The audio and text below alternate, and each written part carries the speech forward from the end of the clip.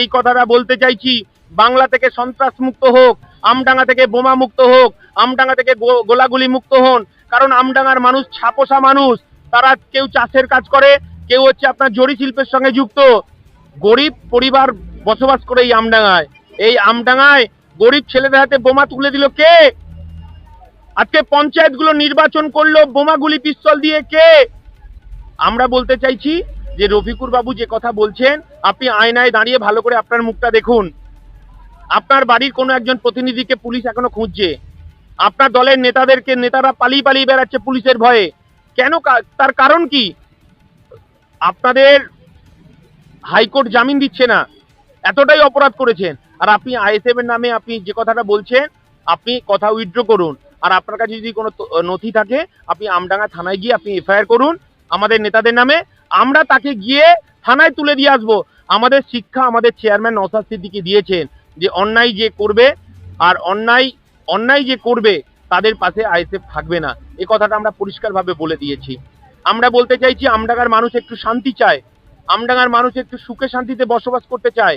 আমরা যার কারণেই 5 টাকার কলমের রাজনীতি, 5 টাকার কলম, আমরা আমাদের যে সমস্ত ছোট ছোট ছেলেমেয়েরা আছে, শিক্ষা ব্যবস্থাটাকে এই তৃণমূল চুরি করেছে, শিক্ষা ব্যবস্থাটাকে বন্ধ করে দিয়েছে।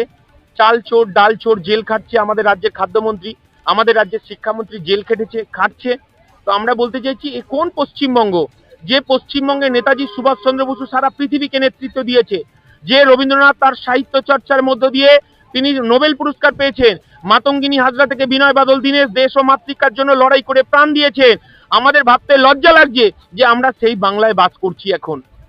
আমরা বলতে চাইছি, এই আমডাঙ্গা সহ পশ্চিমবঙ্গে সন্ত্রাস এবং গোলাগুলি মুক্ত করতে চাই। ওনাকে প্রথম কথা বলি, আমডাঙ্গায় উনি বাড়িতে একটু আয়নার সামনে দাঁড়িয়ে উনি একটু মৌনব্রত পালন করুন যে তার নেত্রী মমতা বন্দ্যোপাধ্যায় এই দেশের বিজেপি সরকারের ক্যাবিনেট মন্ত্রী ছিলেন। এই রাজ্যের তিনি কখনো কয়লা মন্ত্রী ছিলেন, কখনো দপ্তরবিহীন মন্ত্রী ছিলেন, রেলের চেয়ারপারসন ছিলেন এবং এই রাজ্যে বিজেপির সঙ্গে জোট গড়ে লড়াই পর্যন্ত করেছেন। এই কথাটাকে উনি বলতে পারবেন? আগে মমতা বন্দ্যোপাধ্যায় এই নরেন্দ্র মোদী অমিত শাহকে শাল পাঠানো, মালদা রাম পাঠানো, কলকাতা রসগোল্লার আপনার রসগোল্লা পাঠানো আর হচ্ছে ধুতি পাঠানো বন্ধ করুক, পারবেন বলতে? উনি বলতে পারবেন না। যেমন ভাবে তিনি বলতে পারেন না যে এই এখানকার সন্ত্রাসের নায়ক হয়। আমরা বলতে চাইছি, উনি গিয়ে আমডাঙ্গা থানায় এফআইআরটা করে আসুন। তিনি সন্ত্রাসের আঁতুড়ঘর তৈরি করে আমডাঙ্গায় 15 বছর ধরে, আর আইএসএফ কে বলছেন যে সন্ত্রাসের আঁতুড়ঘর তৈরি করেছে। ওনার কাছে যদি কোনো প্রুফ থাকে, আমাদের নেতার বিরুদ্ধে থানায় গিয়ে এফআইআর করুন। আমরা নিজে এসে সেই নেতাকে থানার হাতে তুলে দেব। কারণ আমরা এই কথাটা বলতে চাইছি, বাংলা থেকে সন্ত্রাস মুক্ত হোক, আমডাঙ্গা থেকে বোমা মুক্ত হোক, আমডাঙ্গা থেকে গোলাগুলি মুক্ত হন। কারণ আমডাঙ্গার মানুষ ছাপোষা মানুষ, তারা কেউ চাষের কাজ করে, কেউ হচ্ছে আপনার জরি শিল্পের সঙ্গে যুক্ত। গরিব পরিবার বসবাস করে এই আমডাঙ্গায়। এই আমডাঙ্গায় গরিব ছেলেদের হাতে বোমা তুলে দিল কে? আজকে পঞ্চায়েতগুলো নির্বাচন করলো বোমাগুলি পিস্তল দিয়ে কে? আমরা বলতে চাইছি যে রফিকুর বাবু যে কথা বলছেন, আপনি আয়নায় দাঁড়িয়ে ভালো করে আপনার মুখটা দেখুন। আপনার বাড়ির কোনো একজন প্রতিনিধিকে পুলিশ এখনো খুঁজছে, আপনার দলের নেতারা পালিয়ে পালিয়ে বেড়াচ্ছে পুলিশের ভয়ে। কেন? তার কারণ কি? বদল চাই, আমরা তো বদলা নয় বদল এনেছিলাম। তাহলে আমার বাড়ির বেকার যুবকটার কর্মসংস্থানটা কোথায় গেল?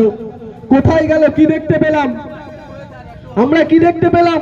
দীঘাতে জগন্নাথের মন্দির দেখতে পেলাম। অপরদিকে আরেকটা দল 2014 সালে দিল্লিতে ক্ষমতায় এলেন। তিনিও যখন ক্ষমতায় এসেছেন, তিনিও আসার পরে বলেছিলেন প্রত্যেকটা অ্যাকাউন্টে 15 লক্ষ করে টাকা দিয়ে দেব। তারপরে কি বলেছিলেন? প্রতি বছর 2 কোটি বেকার যুবকের কর্মসংস্থান দিয়ে দেব। অপরন্ত আমরা কি দেখলাম? 2014 সালে দিল্লির মসনদে নরেন্দ্র মোদী ক্ষমতায় এলেন, ঠিক 2011